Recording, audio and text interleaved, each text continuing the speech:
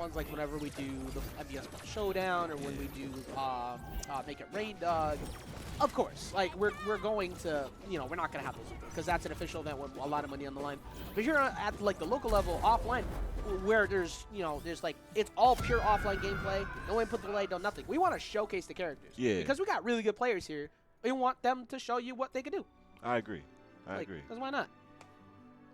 I mean, I'll tell you right now. I'm glad we get a chance to. I will tell you right now, if Scorpion ever got into this game and it's like 20 minutes before bracket, I don't care. I'm playing him. I do not care. Y'all can fight. We're going to get into game number 1 here. It's going to be losers quarters time. I'm just playing around. But it's losers quarters time with Twilight coming back, of course, with their signature Harley right now against the Tekoa, who continues to impress every single week. Also, I got to do the predictions. Wow, 94% in favor of Chavo. Oh, my goodness. A lot of believers in Chavo. I know Chavo's got a lot of fandom right there. But how are you feeling about this matchup here? This matchup was a little tough for me because I really just had to play around the hammer. That was my only option. Is for her to throw her neutral air and maybe me do a side light and get out of it. But it looks like Tekoa is doing all right. I think Tekoa has got a good spot here because he's really good at playing to you swing first, I punish after. Like, he's got good patience. And I think that's the thing that blew me up the most is that I didn't respect that patience. And Twilight sometimes can get into that mode. However, Twilight is also willing to play the time with you. He actually doesn't care. I didn't know you can hit the C4 that early. I thought that it would clash. Oh, off yeah, he Harley? really chased her down while she was placing the C4. Yeah, that's actually, like, really, I didn't realize that blew up that early, too. I'm so used to seeing it get set up. That kind of tripped me up a little bit. But look at the way, like, his timing on how he uses B6 is actually really solid. Yeah, like he doesn't overuse it. He waits until it's in a window where he could trade off or force you to jump, and then boom, he gets you. And he jumps over him with the Sair pretty well too. Yeah, and here comes that neutral attack that's going to go ahead and line up the first one. So it was able to put the damage on, of course. 86 damage applied. And, you know, good kudos to Twilight with the way that they're approaching this because this is another light character who approaches very horizontally in a similar fashion to the way that, like, Batman has to. And they're just getting their hit, dipping, pushing advantage in the skies, and then once it's gone, they immediately start playing mid-range again. It's like, look, let me get you to do something silly first, or let me punish you after I see you start up one of your zoning moves. For real. And, you know, I mean, Harleys have so much time to just chill because they can just place their traps or throw a sticky bomb. Yeah. It's been pretty close overall, of course. Harley. It's actually a benefit to play passive. And she's a rush-down character, so that's odd, actually. I mean, when you force her hand to have to, I actually, especially as a setup character too, the way she rushes down. But when you're forcing the opponent's hand to have to approach you to find an opening, now with this lead, it becomes so much more difficult to win because the way that Tekoa wants to play is force you to approach him, and he can't get that right now. Yes, for sure. And I've had that same problem with Harley, so I think that might be a matchup problem. Okay, yeah. Because I was trying to remember, I was like, wait, I remember this being the same thing that happened to you two earlier, but I forgot it was you two that fought today. I thought it was a different day for some reason. Yeah, like, Twilight just understands Rick must get into my zone at some point. Yes. And I think for Tekoa, he's going to... Wow, that's such a big anti-air. Oh, my God. That move by itself, without even being, like, enhanced, is really strong. Yeah. So I saw you send Twilight... like 3/4 of the way into the sky with that same move earlier. Yeah.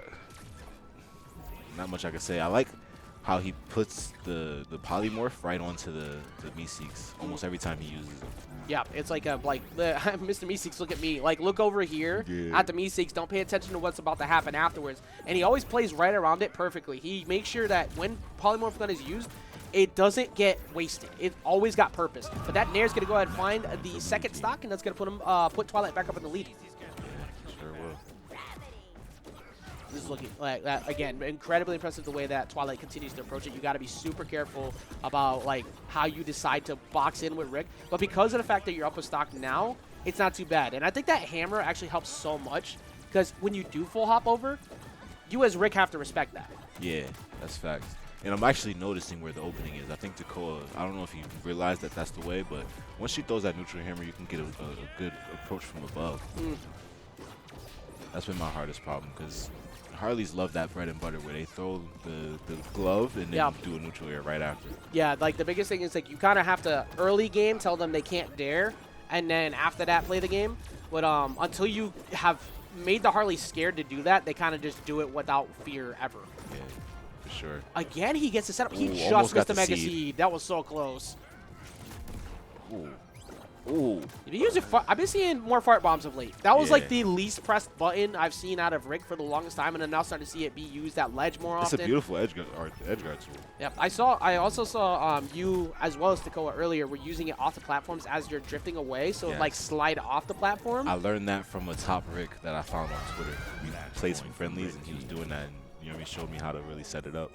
Well, I mean, it's definitely I'm liking watching the Rick meta improve. I think this character is one of those characters where set play characters and puppet masters, if you will, always find their way back into the top of the tier list at the end of the games or towards the end because people figure them out. They're too complicated. And as each week passes by, the more and more I fear Rick. I mean, Sandstorm has a really good one that people don't realize is absurdly, like, crazy, but he just doesn't really use it right now because Wonder Woman is just OD. I want to see some more Sandstorm Rick footage. If anybody in here knows Sandstorm, tell him to play Rick some more. Drop some more footage. If he ever comes down here, because I know he wants to come here at some point, we'll probably be seeing it firsthand. Right now, it's extremely close all of a sudden, though. Tekoa has brought this all the way back. That's an even game with that percentage. Oh, that was so close. I love that setup. The double jetpack to the Mega Seed, but it's so easy to dodge and DI out of it. Yeah, he's been getting people with that all day, too, like on matchup checks. He got Faded Crow with that earlier. And Up Special will finally do it. Look at the deep thrust that went out. I just realized I didn't turn off the follower notification on my stream there. Anybody, that was Toto. Also, shout out to all the people who've been following tonight. I know I haven't been on the stream to give you praise all night. Big follows. I appreciate every single one of them, as you already know. Thank you. We're at we've been hovering around like 88 naturally all night. So thank you everybody who's been tuning in. Between 70 to 80, that's awesome. And let's see. Of course, Azulwolf dropping that sub earlier. I hope your hand feels better. I know I saw what you said with the mallet. Sorry to hear that. But Twilight's asking rules. Oh, I got a free pizza. Nice. Well, okay, that's not in the rules, but. Wait, he's switching Yeah, perks? so we have to make a setup. We have to make an actual rule list and like put it down because we're getting a little miscommunication. The rule is you're locked into your character and you can't switch your perks when you win. Because it's traditional fighting game style rules where you're stuck on what you want on. Yeah. But people have been switching their perks still when they're winning. Like it's been constantly happening. So I think I just need to sit down with the other TOs and just be like, okay, let's figure this out. Tekoa, wait for the fist put bump. it on a piece of paper. But, okay, Tekoa is a mid-game fist bumper. That wasn't intentionally. Yeah, that wasn't intentional at Twilight. Ignoring that, most of the time we only do fist bumps at the beginning and the Twilight end. didn't even see it. Yeah, Twilight was looking at the screen. So Tekoa, I'm sorry that happened to you. I know you're gonna go back and see this on YouTube. They did not mean that. But we're gonna see a counterpick to Cromulons, and Tekoa's been pretty commonly going to home field advantage here. But what do you think is a part of why Tekoa is coming here? Just specifically home field advantage. That's literally what it is. He feels more comfortable here. He can control that space inside, but not out there. Yeah, I was gonna. You're right on cue with it. Like you can control the center, which was what the match started off as. But fighting Harley on those speakers is a terrible idea. Yeah. You actually want to break those. He just needs to camp, honestly. Like from the beginning, he should have just camped this whole matchup. It's a bad matchup for Rick. Yeah, it's looking like it. And also, Twilight's doing exactly what you need to. Hide on the speaker. Like, yeah, force him to break the speaker. There you go. I think Tekoa has finally got the message. It's like, I can't fight you up here because otherwise I'm going to lose my stock at 57 again on Cromulons. What scares me, Harley is a vertical character, but her fair is horizontal and beats every single horizontal approach ever. Also, if you hit the second one, you have the ability to use another one, and it sends you horizontal and that nair. Yeah, I think she's more of the all-arounder, and it's marked as vertical. She should be a hybrid. Oh, wait, wasn't able to get out there to get the jump. I thought that Tekoa was going to commit to it because after hitting him high there, you kind of need to keep going. Bugsby, shush. Bugsby was lingering around here somewhere. But right now it's extremely close because the thing is that Harley is at that 190-ish%. And Cromulons doesn't really believe in damage numbers because you could spike people early, and Rick has that. Well, Rick has the up special bomb, but so does Twilight. That does spike, and now this is not that close anymore. Twilight has a huge lead. That's such a ugly edge guard. That sticky bomb. I don't even know if you could dodge it. Honestly, I would try to dodge sticky bomb and it's still stuck to me. I mean, it's pretty commonly people have been getting caught off guard by it like more often than late because usually Twilight just doesn't really throw it around in neutral nearly as much anymore. It's always just looking for like combo and then uses that later. But there you go. Finally finds that Sarah is able to strike. There's a big deficit though that Tekoa's looking at. Oh, that was a nice Meeseeks through the portal. Yeah, that was actually almost a perfectly lined up combo, too. I like what he keeps doing. He's getting full stage control by utilizing those portals. Of course, it's on cooldown now, so can't really keep abusing that, but he's been real creative with the way that he uses it. Yeah, I think that's the way he's going to have to do this is zone Harley.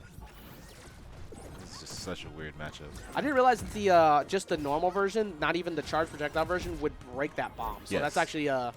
That's really good for Tekoa to like recognize if he didn't know it before. Twilight started bouncing him on the ground so that it would miss that laser hitbox. Makes sense. Yeah. Oh, Tekoa's actually bringing this back, by the way. That's why I was like saying you can't count it out too much, but that should do it. He has the. Never mind. Oh, that was almost perfectly covered. Ooh. Upwards Meeseeks won't be able to find it just yet. Tekoa's out of dodge meter. This is bad. Oh, true. Yeah, he can't. Like, he literally can't get away from anything anymore. Ooh, good way to get around that uppercut. I was gonna go to Morph. Of course, it's gonna give him more combo windows, but it does help him in terms of damage. Ooh. Okay. Reversal Sarah. You got to edge guard. You got to get him. Oh. Oh, decided to go for the far bomb. That's such a hard thing to challenge too. Whenever Harley's at the ledge, that's 2 jumps called though. I don't know if he's making this back. He perfect drift. That's actually crazy. Oh. Was able to find it. Tekoa with the slow lean back in the chair. He's a very animated kid, but you can see like he felt it. It's like I think that's the most loss he's felt on a matchup pretty much all day, and that's now twice that same situation has happened. It happened to you earlier, and it happened to Tekoa, and I think Twilight just understands the matchup well. And you're right, it seems to be a tough matchup for Rick. Harley hurts. Harley sure hurts. Yeah, but still, well done. And now it's your turn. You're gonna have to. I mean, it's